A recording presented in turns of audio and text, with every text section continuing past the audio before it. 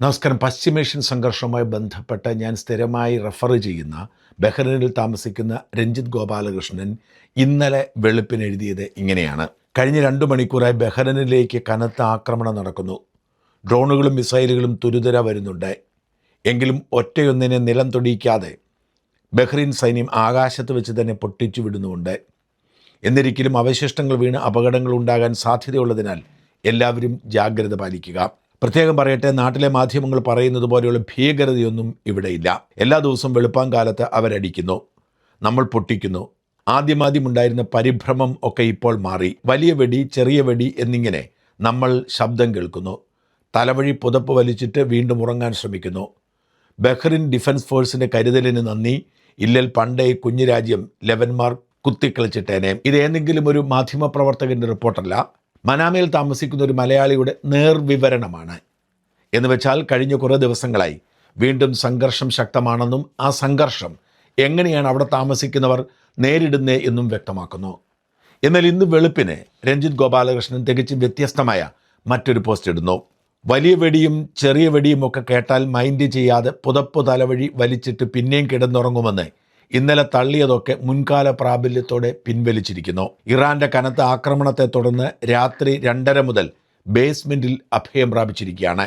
എന്ന് വെച്ചാൽ അവിടെയുള്ള മനുഷ്യർ ഒരു വല്ലാത്ത അന്തരീക്ഷം രൂപപ്പെട്ടാൽ, യുദ്ധാന്തരീക്ഷം രൂപപ്പെട്ടാൽ താമസിക്കുന്ന ഫ്ലാറ്റുകളിൽ നിന്ന്, ഇടങ്ങളിൽ നിന്നും ബേസ്മെന്റിലേക്ക്, അണ്ടർഗ്രൗണ്ടിലേക്ക് മാറേണ്ടതുണ്ട്. അതാണ് ഇന്നലെ ഞാൻ റിപ്പോർട്ട് ചെയ്ത് മനാമ എയർപോർട്ടിലെത്തിയ അഡ്വക്കേറ്റ് എ ജയശങ്കർ ഇത്തരം സാഹചര്യത്തിൽ 2 തവണ ബേസ്മെൻറ്റിൽ അണ്ടർഗ്രൗണ്ടിലേക്ക് പോയ കഥ.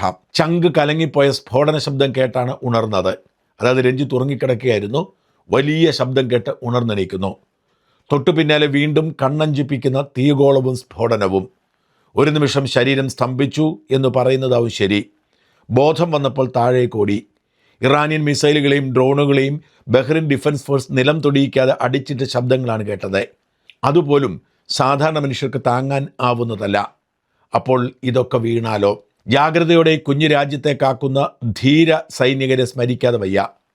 ഒപ്പം ഫയർ എഞ്ചിനുകളും ആംബുലൻസുകളും പോലീസ് കാറുകളുമൊക്കെ റോഡുകളിൽ തലങ്ങും വിലങ്ങും ഓടുന്നു. അവരും 24 മണിക്കൂർ പ്രവർത്തിക്കുകയാണ്. എവിടെയൊക്കെയോ ആകാശത്ത് വെച്ച് പൊട്ടിച്ച മിസൈൽ, ഡ്രോൺ അവശിഷ്ടങ്ങൾ വീണിട്ടുണ്ട്. ഏതൊക്കെയോ ഉയർന്ന കെട്ടിടങ്ങളുടെ ഗ്ലാസുകളും പൊട്ടിയിട്ടുണ്ട്. റോഡിലും ബേസ്മെൻറ്റുകളിലുമെല്ലാം നിറയെ ജനം. ഉറക്കച്ചടവോടെ എമർജൻസി ബാഗുകളും എടുത്ത് ഓടി വന്നിരിക്കുകയാണ് എല്ലാവരും. പോലീസ് ഓരോ കെട്ടിടങ്ങളിലും ചെന്ന് അവിടങ്ങളിൽ സുരക്ഷിതമാണോ എന്ന് അന്വേഷിക്കുന്നു, വേണ്ട നിർദ്ദേശങ്ങൾ നൽകുന്നു. അങ്ങനെ 1.5 മണിക്കൂർ കഴിഞ്ഞ് ഇപ്പോൾ 4 മണിക്കാണ് ഓൾ ക്ലിയർ മെസ്സേജ് വന്നത്. യുദ്ധം അതിൻ്റെ എല്ലാ രൗദ്രഭാവങ്ങളും പുറത്തെടുക്കുകയാണ്. The war is far from over. Ranjith Gopalakrishnan പിന്നീട് അദ്ദേഹം ഒരു അടിക്കുറിപ്പായി എഴുതുന്നു. അലാറം വന്നതിനെ തുടർന്ന് വീണ്ടും ബേസ്മെൻറ്റിൽ. നോക്കൂ, ഇതാണ് ബഹ്റിനിൽ താമസിക്കുന്ന ഒരു ശരാശരി മലയാളിയുടെ ജീവിതാനുഭവം. എത്ര ലക്ഷം മലയാളികൾ ബഹ്റിനിലുണ്ടെന്ന് നമുക്കറിയാം. ഇതിൻ്റെ ആവർത്തനം തന്നെ കുവൈറ്റിലും ഒമാനിലും ഖത്തറിലും UAE-യിലും സൗദി അറേബ്യയിലുമൊക്കെയുള്ള മലയാളികളുടെ ജീവിതവും, മലയാളികളുടെ മാത്രമല്ല അവിടൊക്കെ ജീവിക്കുന്ന സകല മനുഷ്യരുടെയും. ഇതിൻ്റെ തോതും തീഷ്ണതയും ഏറിയും കുറഞ്ഞും ഇരിക്കുമെന്ന് മാത്രം. എന്തോ ഭാഗ്യത്താൽ ഏറ്റവും അധികം മലയാളികൾ താമസിക്കുന്ന UAE ഇപ്പോഴത്തെ ഈ ആക്രമണ പരമ്പരയിൽ നിന്നും ഒഴിവാക്കി നിർത്തിയിട്ടുണ്ട്. വാസ്തവത്തിൽ ഇറാനോട് ഒരു കോംപ്രമൈസിനും തയ്യാറാവാതെ ഇസ്രയേലിൻ്റെ സുരക്ഷയിൽ അതിശക്തമായ നിലപാട് കടുപ്പിച്ച് മുമ്പോട്ട് പോകുന്നത് UAE ആണ്. ഭാഗ്യവശാൽ ഇക്കുറി UAE-യെ ഏതാണ്ട് ഇറാൻ ഒഴിവാക്കിയിരിക്കുകയാണ്. അതിൻ്റെ പിന്നിലെ കാരണം നമുക്കൊന്നും മനസ്സിലായെന്ന് വരില്ല. സൗദിയുടെ മേലും ഇറാൻ കണ്ണുവെച്ചിരുന്നില്ല. എന്നാൽ യമനിലെ ഹൂത്തികൾ സൗദിയിലെ അബാ വിമാനത്താവളത്തിന് നേരെ ആക്രമണം നടത്തി എന്ന് റിപ്പോർട്ടുണ്ട്. ബഹ്റിനും കുവൈറ്റിനും ജോർദാനും നേരെയാണ് ഇന്നലെ ആക്രമണം ഉണ്ടായത്. ബഹ്റിനിലെ അമേരിക്കയുടെ 5ാം പടയ്ക്ക് നേരെ കനത്ത ആക്രമണം നടത്തി എന്ന് ഇറാൻ അവകാശപ്പെട്ടിട്ടുണ്ട്. എന്നാൽ പതിവ് പോലെ ട്രംപ് ഈ അവകാശവാദങ്ങളെല്ലാം തള്ളുന്നു. അമേരിക്ക പൂർണ്ണമായും സുരക്ഷിതമാണ്, ഞങ്ങൾ ഇറാനെ തീർത്ത് കളയും എന്ന് പ്രഖ്യാപിച്ചുകൊണ്ട് ട്രംപ് മുമ്പോട്ട് പോവുകയാണ്.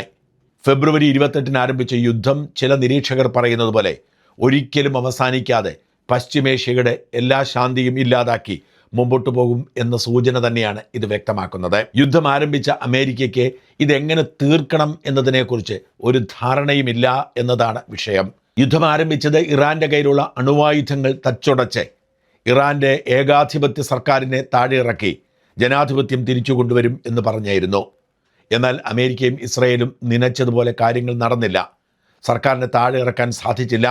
അവർ കരുത്തോടുകൂടി ആക്രമിച്ചുകൊണ്ടിരിക്കുന്നു. എന്ന് മാത്രമല്ല, അവരുടെ അണുവായുധ കേന്ദ്രങ്ങളെ തൊടാനും കഴിഞ്ഞിട്ടില്ല. അതുകൊണ്ട് തന്നെ അടുത്ത സ്റ്റെപ്പിനെ കുറിച്ചൊരു ധാരണയുമില്ല. യുദ്ധം അവസാനിപ്പിക്കാൻ അമേരിക്ക വിട്ടുവീഴ്ച ചെയ്തപ്പോഴും ഇറാൻ തയ്യാറല്ല. യുദ്ധത്തിൽ ഇറാനുണ്ടായ നാശനഷ്ടങ്ങൾ പരിഹരിക്കണം എന്ന ഇറാന്റെ ആവശ്യം അമേരിക്ക അംഗീകരിച്ചെങ്കിലും ഏതാണ്ട് 300 ബില്യണിലധികം അമേരിക്കൻ ഡോളർ ആര് കൊടുക്കും എന്നതിനെക്കുറിച്ചുള്ള തർക്കം തുടരുകയാണ്. ഇറാനാൽ ആക്രമിക്കപ്പെടുന്ന അയൽ രാജ്യങ്ങൾ കൊടുക്കട്ടെ എന്നതാണ് അമേരിക്കയുടെ നിലപാട്.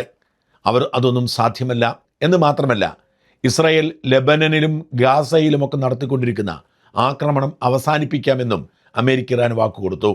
എന്നാൽ ഇസ്രായേൽ ട്രംപിൻ്റെ വാക്കിന് പുല്ലുവിലയാണ് കൊടുക്കുന്നത്. തങ്ങളുടെ സുരക്ഷയുടെ കാര്യത്തിൽ ഒരു വിട്ടുവീഴ്ചയ്ക്കും ഒരുക്കമല്ലെന്നും തങ്ങളുടെ സുരക്ഷയെ കുഴപ്പത്തിലാക്കുന്ന ഒരു കരാറും ആരും ഒപ്പിടേണ്ട എന്നുമാണ് ഇസ്രായേലിൻ്റെ നിലപാട്. അതുകൊണ്ടാണ് ഇറാനും അമേരിക്കയും തമ്മിലുള്ള കരാർ നിലവിൽ വന്നിട്ടും ഇസ്രായേൽ ലെബനോനിൽ ആക്രമണം തുടർന്നത്. ഇതോടുകൂടി ഫലത്തിൽ അമേരിക്കയും ഇറാനും തമ്മിലുള്ള യുദ്ധക്കരാർ അവസാനിച്ചു. യുദ്ധക്കരാറിൽ നിന്നും പിന്മാറുന്നെന്നും പഴയതുപോലെ തന്നെ ഹോർമൂസ് കടലിടുക്കിൽ വീണ്ടും ബ്ലോക്കേഡ് നടപ്പിലാക്കിയെന്നും ട്രംപ് അവകാശപ്പെടുമ്പോൾ പൂർണ്ണമായും ഹോർമൂസ് കടലിടുക്ക് തങ്ങളുടെ നിയന്ത്രണത്തിലാണെന്നും അവിടേക്കാരും കൈവയ്ക്കേണ്ടെന്നും ഇറാൻ പറയുന്നു. ഇവിടെയാണ് കലക്കവെള്ളത്തിൽ മീൻ പിടിക്കാൻ ട്രംപ് ഇറങ്ങിയത് ഏറെ ശ്രദ്ധ നേടിയിട്ടുണ്ട്. വലിയ സുരക്ഷാ പ്രശ്നമുണ്ടെന്നും ഇറാന്റെ ആക്രമണത്തെ അതിജീവിച്ചുകൊണ്ട് ഹോർമൂസ് കടലിടുക്ക് തുറന്നു പ്രവർത്തിക്കണമെങ്കിൽ അതിന് ചെലവാകുമെന്നും അതുകൊണ്ട് അതിലെ കടന്നു പോകുന്ന കപ്പലുകൾ ആ കപ്പലിലെ ആകെ ചരക്ക് മൂല്യത്തിൻ്റെ 20% തങ്ങൾക്ക് ഫീസായി നൽകണമെന്നും ട്രംപ് ആവശ്യപ്പെടുന്നു. ഈ ആവശ്യത്തെ ആദ്യം പുച്ഛിച്ചു തള്ളിയത് ഇറാനാണ്. ഹോർമൂസ് കടലിടുക്ക് പൂർണ്ണമായും തങ്ങളുടേതാണ്. അവിടെ കപ്പം ഏർപ്പെടുത്താൻ അമേരിക്കയ്ക്ക് യാതൊരു അവകാശവുമില്ല.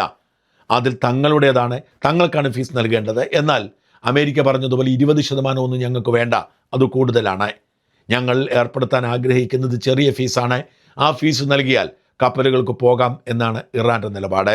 എന്നാൽ ട്രംപ് പറയുന്നു ഇറാനിലേക്കും ഇറാനിൽ നിന്നുമുള്ള കപ്പൽ ഗതാഗതം മാത്രമേ തടഞ്ഞിട്ടുള്ളൂ, ബാക്കി കപ്പലുകൾക്ക് തടസ്സമൊന്നുമില്ല.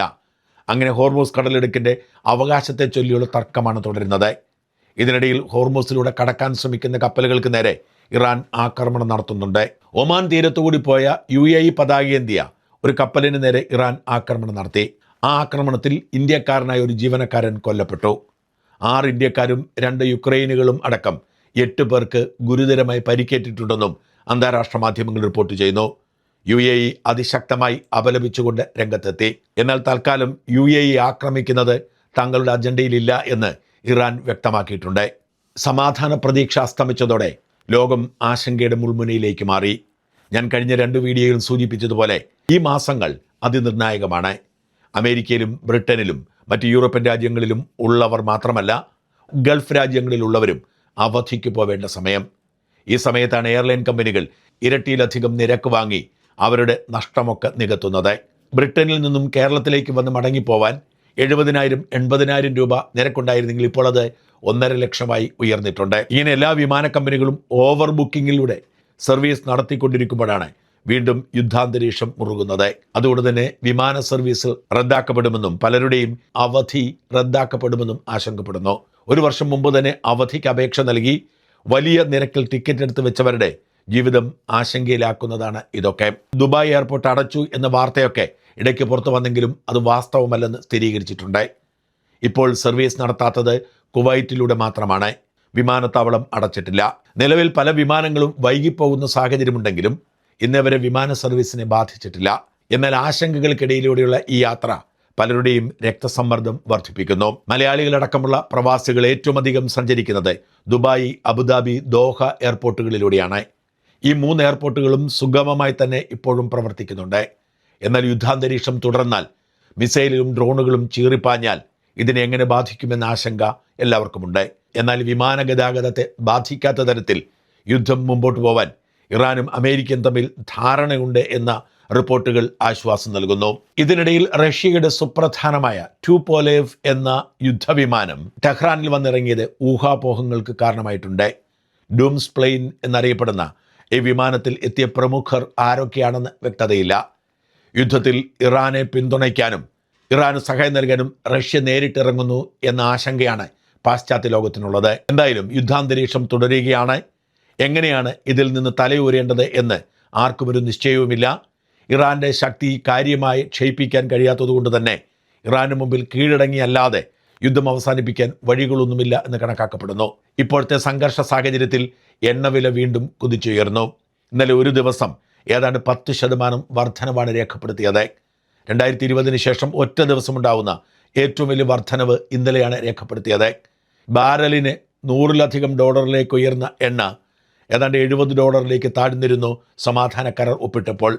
ഇന്നലെ അത് ഏതാണ്ട് $85 അടുത്തെത്തി. ഓഹരി വിപണിയിൽ രക്തച്ചൊരിച്ചിൽ തുടരുകയാണ്. ഇന്ത്യ അടക്കമുള്ള രാജ്യങ്ങളിൽ വീണ്ടും പണപ്പെരുപ്പം ശക്തമായി. ഇന്ധനക്ഷാമവും രൂക്ഷമായേക്കും.